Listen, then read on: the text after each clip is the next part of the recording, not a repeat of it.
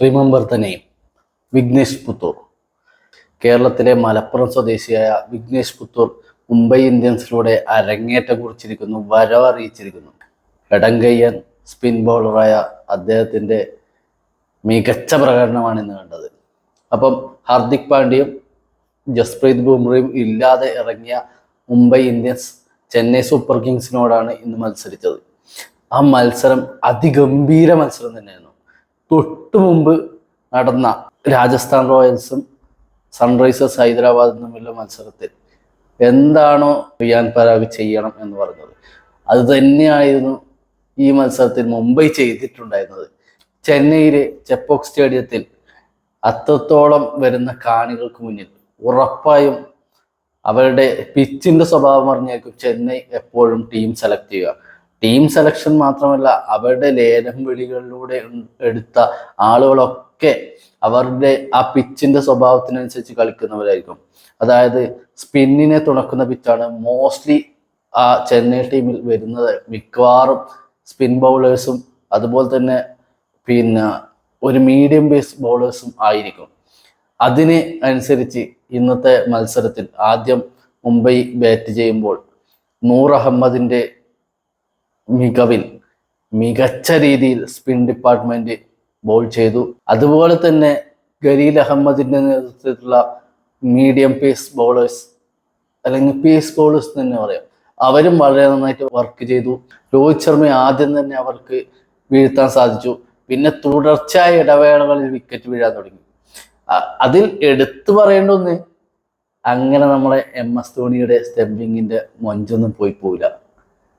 അത്രയും മികച്ച രീതിയിൽ സൂര്യകുമാർ യാദവിനെ സ്റ്റംപിങ് ചെയ്തു.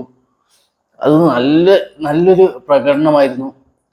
അങ്ങനെ ഏകദേശം മുംബൈയുടെ ബൗളേഴ്സ് ആയിരുന്നു കുറച്ചും കൂടി മുംബൈ ഇന്ത്യൻസിന് വേണ്ടി റൺ അടിച്ചതെന്ന് പറയാം. അതിനുശേഷമാണ് കളിയിലേക്ക് വരുന്നത്. ഫസ്റ്റ് തന്നെ ഒരു ഡിസിഷൻ എടുത്തു, ഇമ്പാക്ട് പ്ലെയറെ ഇറക്കുക. രോഹിത് ശർമ്മയെ പിൻവലിച്ച് നമ്മുടെ വിഘ്നേഷ് പുത്തൂർ എന്ന കേരള കളിക്കാരനെ അദ്ദേഹം കളത്തിലിറക്കി. നന്നായി തിളങ്ങി നിൽക്കുന്ന ഋതുരാജ് ഗെയ്ക്വാദ് എന്ന ചെന്നൈയുടെ ക്യാപ്റ്റനെ ആദ്യം തന്നെ പിടിച്ചുകൊണ്ടായിരുന്നു വിഘ്നേഷിന്റെ തുടക്കം. അദ്ദേഹത്തിന് ലോങ് ഓഫിന് മുകളിലൂടെ 6 പറത്താൻ ശ്രമിച്ച ഋതുരാജ് ഗെയ്ക്വാദിന് പിഴച്ചു, ക്യാച്ചായി.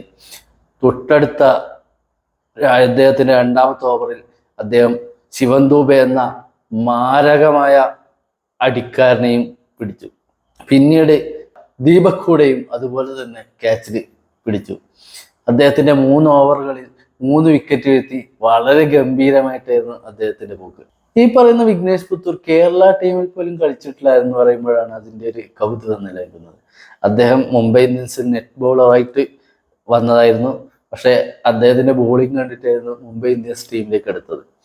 അപ്പം അങ്ങനെയുള്ള വിഘ്നേഷ് പുത്തൂർ ഇനിയും മികച്ച പ്രകടനങ്ങൾ നടത്തട്ടെ. കേരള ടീമിലും തുടർന്ന് ഇന്ത്യൻ ടീമിലും ഒക്കെ നിറസാന്നിധ്യമാവട്ടെ എന്ന് പറയാം.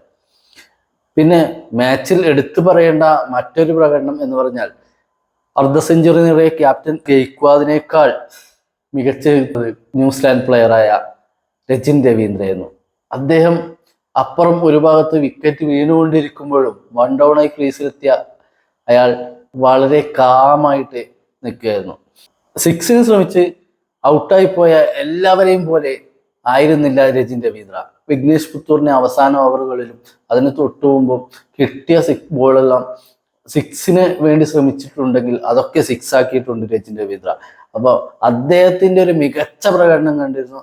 അദ്ദേഹത്തിന്റെ തോളിലേറിയാണ് ചെന്നൈ സൂപ്പർ കിങ്സ് ഇന്ന് വിജയിച്ചിട്ടുള്ളത്. നല്ലൊരു അടിത്തറ ചെന്നൈ സൂപ്പർ കിങ്സ് ഉണ്ടാക്കിയെടുത്തിട്ടുണ്ട്. നല്ലൊരു ടീം എഫേർട്ട് തന്നെയായിരുന്നു ഈ വിജയം. എന്നാൽ മുംബൈ ഇന്ത്യൻസ് ഒട്ടും സങ്കടപ്പെടേണ്ട, കാരണം അവരുടെ ടീം എഫേർട്ട് വളരെ നന്നായിട്ട് വന്നിട്ടുണ്ടായിരുന്നു. എല്ലാവരും മികച്ച രീതിയിൽ ബൗൾ ചെയ്തു. ഏറ്റവും കൂടുതൽ സ്പിന്നേഴ്സ് മുംബൈ ഇന്ത്യൻസിന് വേണ്ടി ഓവർ ചെയ്ത ഒരു മത്സരം ഇതായിരുന്നു. കാരണം 14 ഓവറുകളോളം മുംബൈ ഇന്ത്യൻസിന്റെ സ്പിന്നേഴ്സ് ബോൾ ചെയ്തു. അപ്പോൾ ഇനിയുള്ള അടുത്ത മത്സരം തൊട്ട് ക്യാപ്റ്റൻ ഹാർദിക് പാണ്ഡ്യയും പിന്നീട് കുറച്ച് മത്സരങ്ങൾക്ക് ശേഷം ജസ്പ്രീത് ബുംറയും അവൈലബിൾ ആവും എന്നുള്ളത് നമുക്ക് അറിയാം. അങ്ങനെയാകുമ്പോൾ ഈ മുംബൈ ഇന്ത്യൻസ് ഇനി എവിടെ എത്തും എന്നുള്ളത് നമുക്ക് കണ്ടു തന്നെ അറിയണം. ഏതൊക്കെ ടീമിനെ ഏതൊക്കെ രീതിയിൽ ഇവർ കശാപ്പ് ചെയ്യും എന്നുള്ളത് നമുക്ക് ഇനിയും കണ്ടിരിക്കാം. അപ്പം മുംബൈ ഇന്ത്യൻസും ചെന്നൈ സൂപ്പർ കിങ്സും ആരാധകർ ഒരിക്കലും സങ്കടപ്പെടേണ്ട. നമുക്ക് അടുത്ത മത്സരത്തിൽ കാണാം.